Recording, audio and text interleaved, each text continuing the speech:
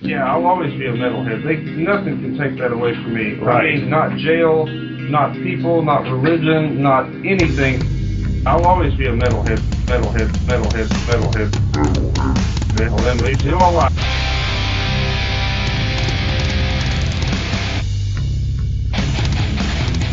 You're listening to the Great Metal Debate Podcast.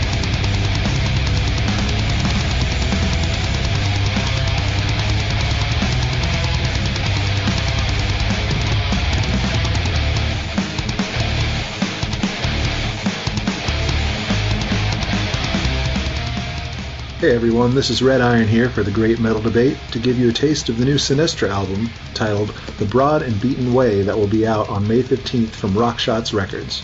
Rockshots has given us about 100 rock and metal albums since 2016, and this is the first album we've heard from Sinisthra since 2005. All of the same players are back at it, including Tomi Joutson, who has been the voice of Amorphis in that intervening 15 years, and guitarist Markku Makinen, who is once again the primary songwriter. If you heard 2005's Last of the Stories of Long Past Glories, you won't be too surprised by the band's recent effort. This album starts off rocking and then remains fairly mellow, punctuated by some big moments. The introspective and reflective lyrics are delivered by clean vocals, and as the album title suggests, find their roots in the epic poem Paradise Lost. Eve sins, Adam sins, they bind themselves together, there's a party with the devil, you know the drill. Let's break it down track by track real quick. There are 6 songs on the 45-minute album, the longest at 13 minutes. The first track, Eterne, kicks off with some great heavy crunch, and the clean vocals are on point as expected, although maybe a little low in the mix. Still, the keyboard melodies are a great counterpoint to Tomi's voice, and I can definitely see listening to this when it comes up on shuffle in the car. There's a taste of a solo here, which I could have stood to hear more of, as the tone is fantastic. After a solid ending from Eterne, we come to the 13-minute long single, Closely Guarded Distance. I haven't come across many singles of this length, but it does touch upon all of the styles contained in the album, so it's a good representation of what you're in for. The lyric video has been up on YouTube since April 10th and is exciting the metal masses. The vocals are more present here, and there's an obvious storytelling tone. Tomi's awesome accent starts to show a bit here, while we get the catchiest chorus of the album. The verse-chorus structure of the first half reminds me a bit of what Tremonti is doing these days. This track really has it all. Nasty bass riffs, spaced-out voices, piano, and clear-cutting guitar. There's an even tone as it symphonically swells, and give the lyrics some extra attention when you get a hold of this one. Track 3 is halfway to somewhere else. There's a mellow beginning that reminds me of the haunting vocals we heard in Barlow-era Iced Earth. We get a solid interlude in the middle of this song, and you have to hear the bass mix at the start of the second half. There's not much aggression in this track, but it is great to hear a focus on the music by itself for the first time on the album.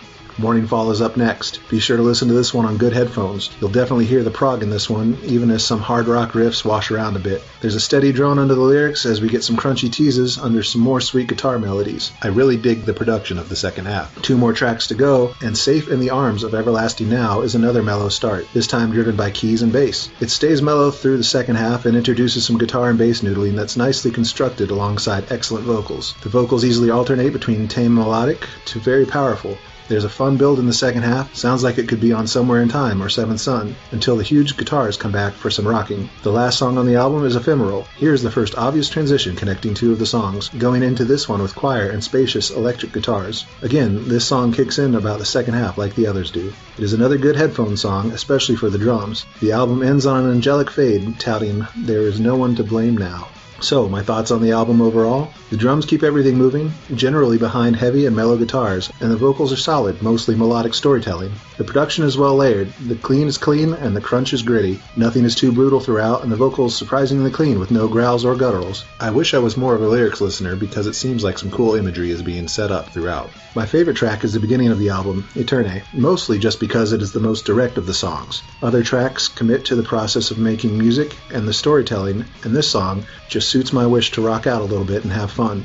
It's short, sweet, and heavy. The tone is touched on a bit more in the album, but here, the metal is a centerpiece. I'm honestly glad this isn't the single because it's not very representative of the album, while the second track is. This is some rock that metalheads and prog fans can surely get behind. It's well produced and well planned music and storytelling. At 45 minutes, you can lose yourself in this easily. There's never a low point. The vocals are real. There is no faking emotion here, and Tomi's voice never suffers from trying to replicate any certain style. There's a very honest delivery. It's probably best to listen to as an album start to finish. If one of the 5 of 6 tracks came up as I was driving around town and had music on random, I'd probably skip them to move on to something more upbeat and fun. Still, prog metal fans will definitely dig this, but if you're looking to thrash, this ain't it. Live, I'd probably be pretty bored if I wasn't already familiar with the songs, but it would be a good vibe to soak up for a while. It would definitely get me ready for a headliner of a different style. I would most enjoy seeing the first 2 tracks live. Anyone who listens to modern radio rock can easily access this more complex style, as there's not much off-putting in the delivery. If you're just looking to vibe for a while, throw this on. Fans of the first album will dig it, so if you liked that one 15 years ago, you're safe to check this out.